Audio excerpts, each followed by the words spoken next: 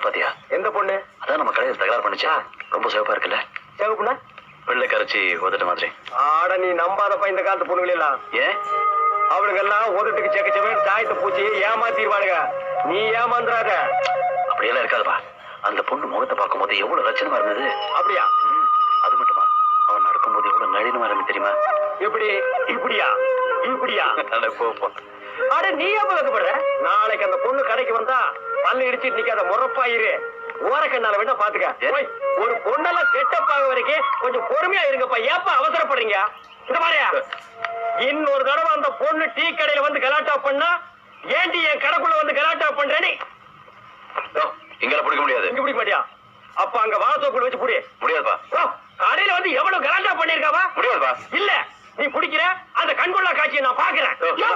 மறுபடியும் தகராறு பண்ண வேண்டாயா? தாக்கு தாக்கு விடாது தாக்கு அப்படி தாக்கு. ஏன் கடையில வந்து கலாட்டம் பண்ண? அது ஏன் தப்பு இல்ல. பின்ன ஒப்பம் தப்பா? சொல்லு.